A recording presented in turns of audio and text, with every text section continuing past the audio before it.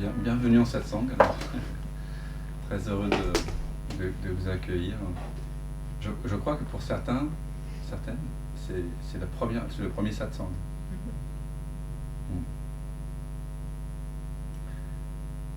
Vous savez ce que c'est qu'un satsang? Un satsang, c'est étymologiquement donc un mot sanskrit qui signifie se rassembler autour de la vérité. Pas la vérité qu'une personne détiendrait par une sorte d'information objective plutôt qu'une autre personne, mais la vérité de qui nous sommes vraiment. Voilà, donc dans un satsang, c'est un peu l'espace où on vient pour confirmer un pressentiment qu'on a. Et je pense que si vous êtes là, c'est que ce pressentiment est fort en vous. Et ce pressentiment, c'est que ce que vous êtes réellement ne peut pas être simplement une apparence. Ne peut pas être simplement une forme. Ce qu'on appelle la personne. Vous avez certainement le pressentiment que vous êtes autre chose que simplement un paquet de pensées.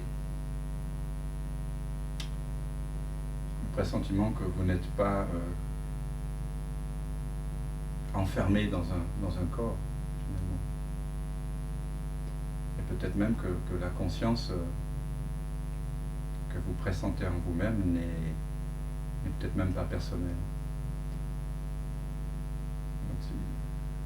Quand on vient ici, en général, c'est que déjà, on est prêt à remettre en question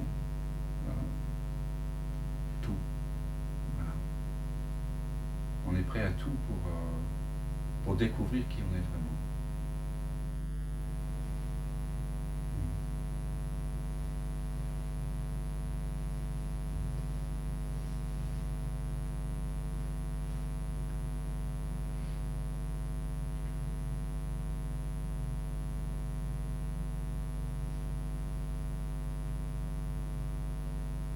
Finalement, le satsang, ça répond à la question « Qui suis-je »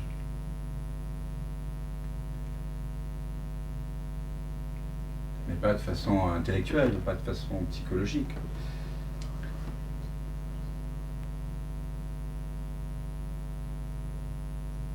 Elle va vous demander Dans le satsang, on invite à un retournement de la conscience sur elle-même.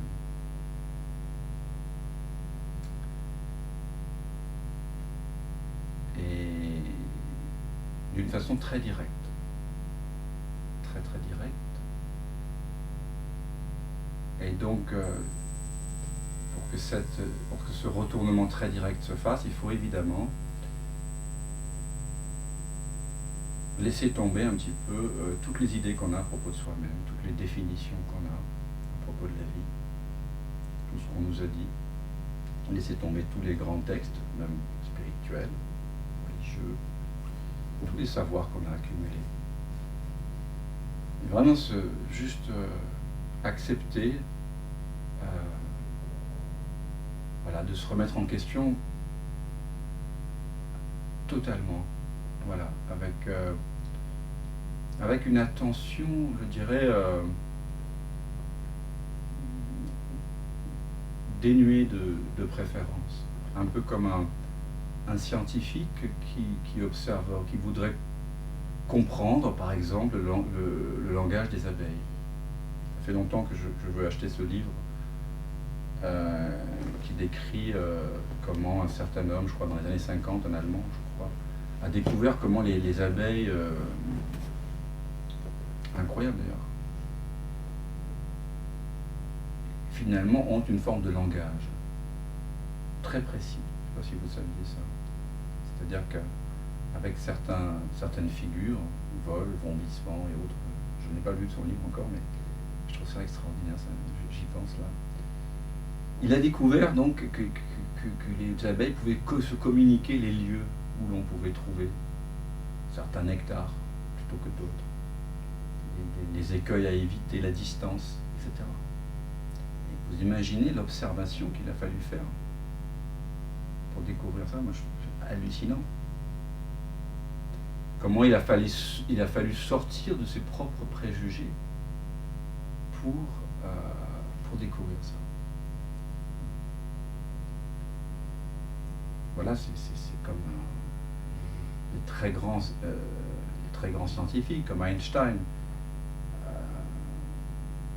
C'est des gens qui ont des intuitions, et ces intuitions ne peuvent survenir que dans un esprit complètement détendu, dénué de préjugés. Parce que si Einstein avait suivi avait été trop encombré par la science classique newtonienne, etc., s'il n'avait pas connecté à cet espace de non-savoir en lui, ces intuitions n'auraient pas surgi. Donc pour observer quelque chose, déjà pour comprendre l'univers, il faut être sans préjugés, complètement dans l'ouverture. Et pour se découvrir soi-même, c'est exactement la même chose. Alors, vous me direz, mais voilà, pourquoi y a-t-il un chemin pour aller vers soi-même? Est-ce que je ne me connais pas moi-même? Apparemment, et ça se joue comme ça, 99% des humains pensent déjà savoir qui ils sont. On m'a dit que j'étais quelqu'un, que j'étais cette apparence là-bas, dans le miroir, et petit garçon, petite fille, je n'avais pas de raison particulière de remettre en question ce que mes parents m'ont dit, et ce que les amis, la famille m'ont confirmé, puis ça a été validé à l'école, dans l'université, c'est validé dans les médias, c'est validé par la science. Tout le monde est d'accord.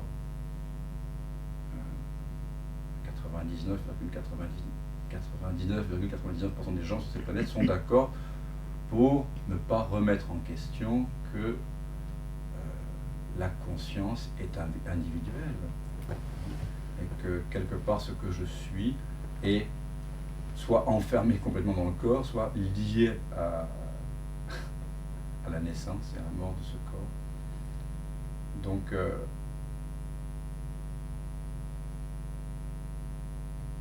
pour arriver, disons, dans un satsang, il faut avoir eu quelques ouvertures, il faut qu'il y ait eu quelques brèches lumineuses dans l'armure de nos représentations.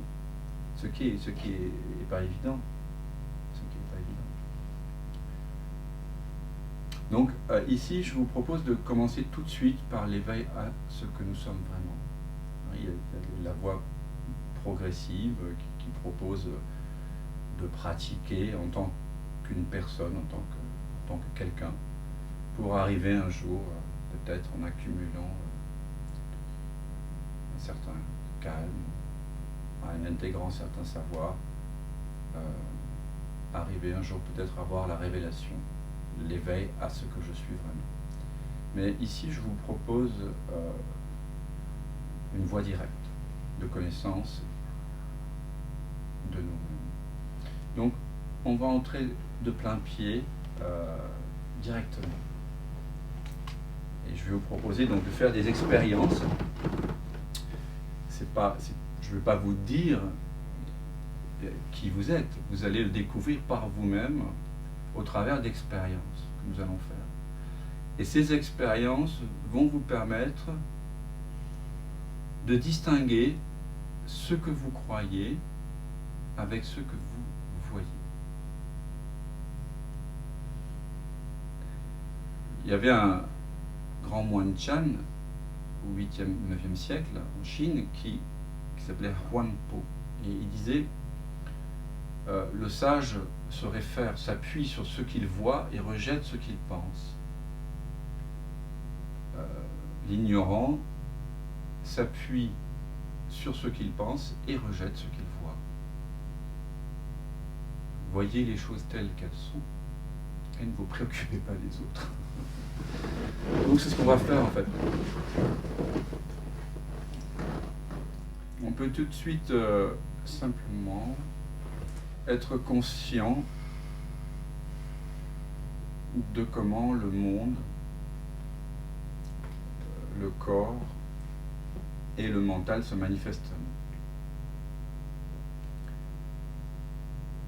Tout ce que nous percevons, ce que nous avons perçu durant toute notre vie, tout ce que nous percevons jamais en tant qu'être humain, apparemment, tant que l'être humain ne sera pas upgradé d'une autre façon, c'est ce qu'on voit à travers les cinq sens, hein, le toucher, donc le ressenti corporel, la vision, les couleurs, les formes, et d'abord les couleurs, ensuite l'audition, les sons, le goût et l'odorat. Puis il y a une autre sorte de perception qui sont les pensées. Alors les pensées, le mental, on pourrait dire que c'est quelque part une reconstruction, hein, des perceptions sous forme de mémoire. Et en tout cas, ça se passe aussi à travers soit des images, soit à travers une voix, soit à travers la remémoration de saveurs, d'odeurs, etc. Donc on pourrait dire qu'il y a les cinq sens et puis la pensée. Il y a également les émotions, mais les émotions, si on les explore, c'est un mixte de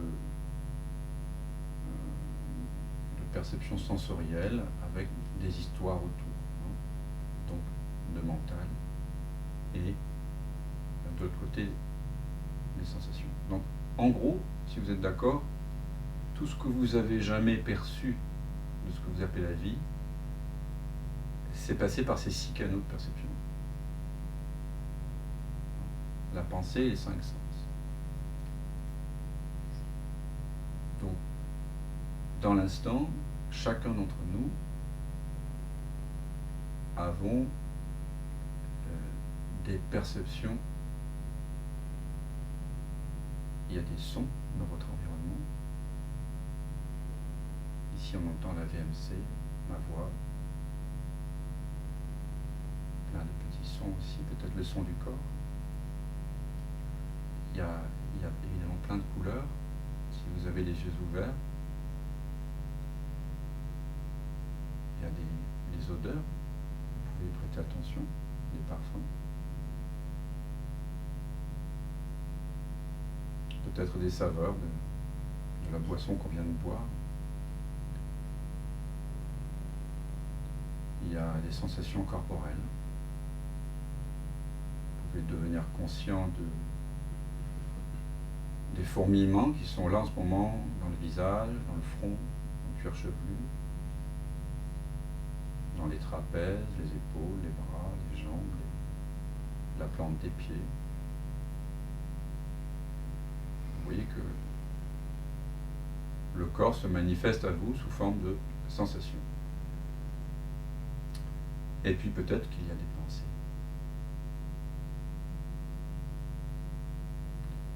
La question qu'on se pose ici, c'est qu'est-ce que c'est que cela qui est conscient de tout ceci ?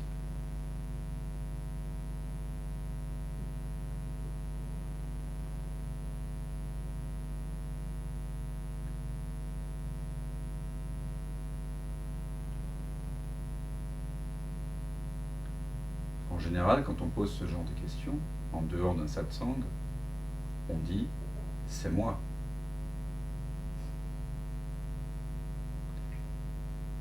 Et ce moi se réfère, grosso modo, à la personne, qui a une histoire, qui a des préférences, qui a des goûts, qui a un caractère. Cette personne, elle est constituée de quoi dans l'expérience directe? Elle est constituée de pensées, d'un mental et d'un corps, de pensées et de sensations. est-ce que, la question que je vous pose, c'est est-ce que les pensées peuvent être conscientes d'autres pensées? Ou est-ce que les pensées, dans votre expérience directe, là, sont des perceptions transitoires, des perceptions qui apparaissent et disparaissent dans un mystère de présence? Quelle est votre expérience? Est-ce que quelque chose qui est perçu peut être conscient d'être? Est-ce que la conscience peut se trouver, se loger dans une pensée, se loger dans une sensation, se loger dans une couleur, dans une forme? Il se peut que la pensée, à un moment donné, dise « bah oui », ou qu'elle dise « non ». Mais constatez simplement que quoi qu'en dise la pensée, cette pensée en train de dire oui ou non, ou de penser que c'est possible, etc., n'est qu'une pensée qui apparaît et disparaît maintenant au sein d'un espace de présence.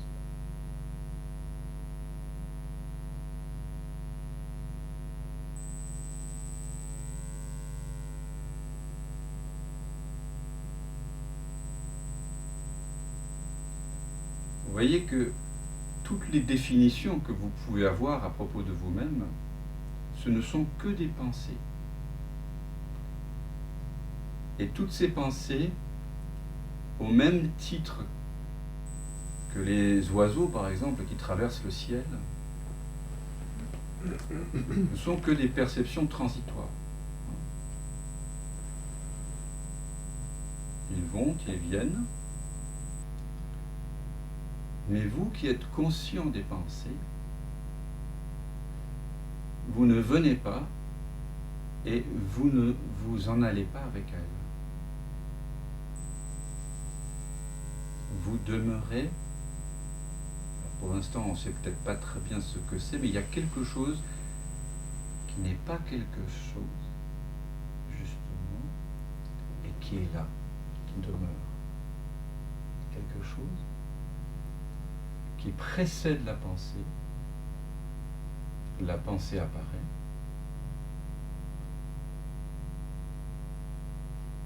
elle dure un moment, et puis à un moment donné, la pensée se dissout, elle n'est plus là. Il y a peut-être d'autres pensées, mais elles aussi, elles vont apparaître, et elles vont disparaître. Et pourtant, cela qui est conscient des pensées demeure. C'est là avant, pendant et après.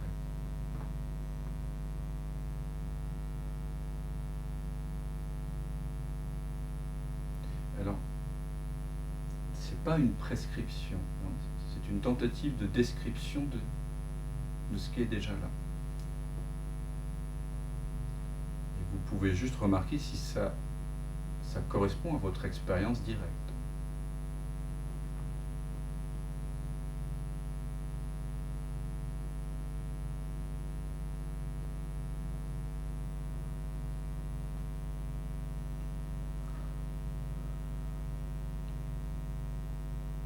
Donc toutes les représentations que je peux avoir de moi-même, les définitions que j'ai pu avoir de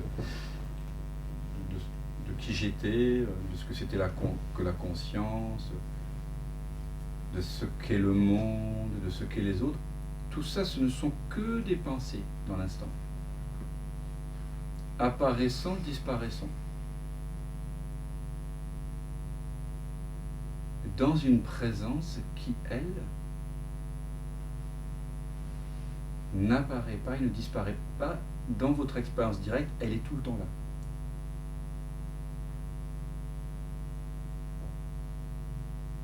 Donc ça, c'est un premier pas très important, de réaliser qu'en quelque sorte, ce que vous êtes réellement, c'est un peu de la, métaphoriquement parlant, comme un écran de cinéma sur lequel apparaît un film. Et ce film n'est pas constitué ici seulement d'images et de sons. Il est constitué d'images, de sons, d'odeurs, de saveurs, de sensations et de pensées. Et vous êtes l'écran immuable parce que dans votre expérience directe, vous n'assistez pas à votre propre apparition. Vous êtes déjà là. Ça, c'est votre expérience immédiate en tant que présence dans laquelle les pensées apparaissent et disparaissent. Vous êtes déjà là. Vous n'en êtes pas conscient. C'est vrai. En général, les gens vivent avec l'attention tournée vers l'extérieur en permanence. Donc on passe d'une perception visuelle à une perception mentale. Hein. On étiquette ce qu'on voit. On a appris à étiqueter ce que l'on percevait. Et puis, on étiquette ce qu'on a étiqueté. Est-ce que c'est bien, c'est pas bien, c'est beau, c'est laid, c'est intéressant, c'est pas intéressant. Et ainsi de suite. On étiquette les étiquettes. Et après, il y a d'autres perceptions qui arrivent. On les étiquette.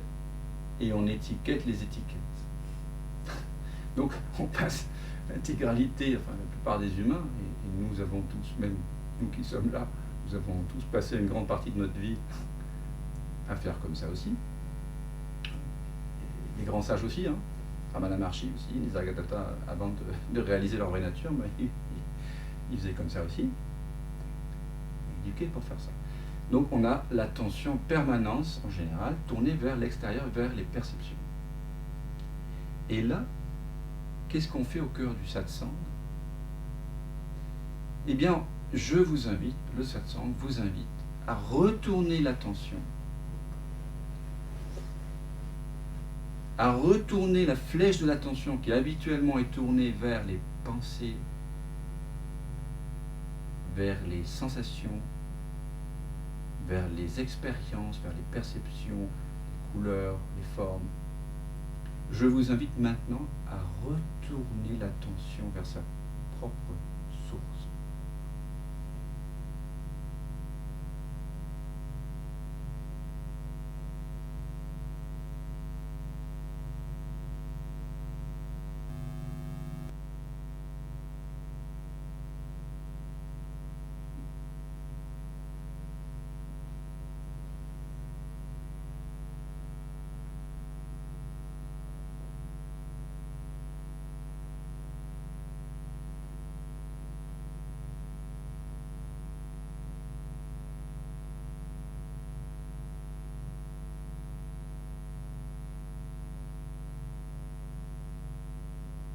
Et à chaque fois que vous réalisez qu'à nouveau vous semblez repartir dans une sorte de rêverie, c'est-à-dire qu'à nouveau la flèche de l'attention est tournée vers l'extérieur, vers les perceptions, quelles qu'elles soient, une sensation agréable, désagréable, une pensée, dite positive ou négative ou neutre, une perception visuelle, un son, eh bien je vous invite simplement à ramener l'attention vers cela qui perçoit la pensée, qui est conscient de la pensée.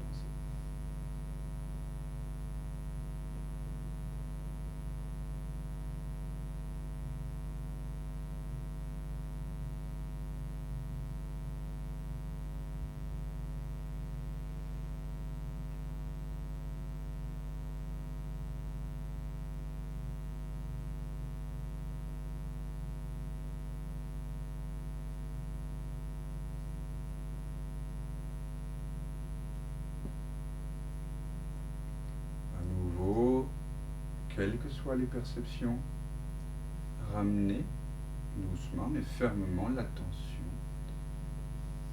vers la source des pensées, vers l'endroit à partir duquel la flèche de l'attention est partie.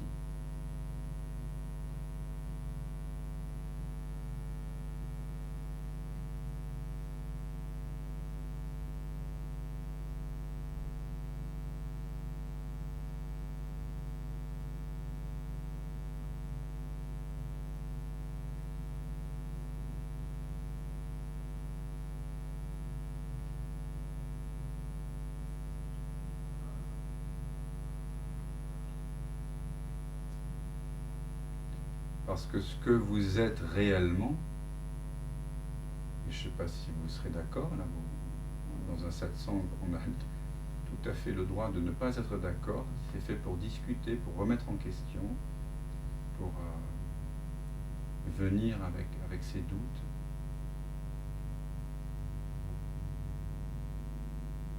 Mais lorsque vous tournez l'attention vers vous-même, vous ne découvrez pas une pensée,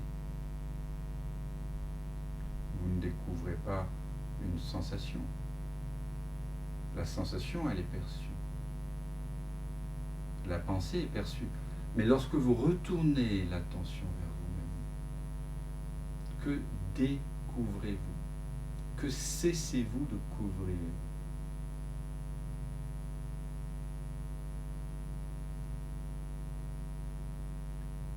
C'est nécessairement vous, n'est-ce pas, qui êtes à l'origine de la perception quand vous dites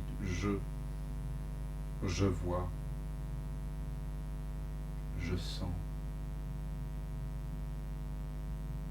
j'entends, j'aime.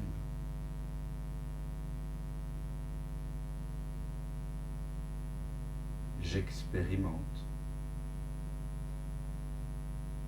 je vis, je crois que, je pense que,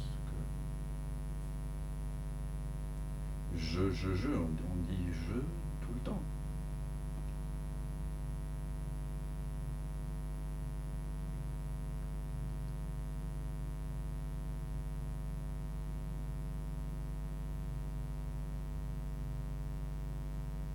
Mais à quoi se réfère réellement ce jeu? C'est ça la question. Est-ce que lorsque vous tournez l'attention, qui habituellement donc est tendue comme une flèche vers les perceptions, vers le monde, vers les pensées, vers les sensations, donc mental, corps, monde, est-ce que lorsque vous retournez la flèche de l'attention vers elle-même, est-ce que vous découvrez une perception, une pensée, une sensation? Est-ce que ce n'est pas un espace absolument libre de perception que vous découvrez?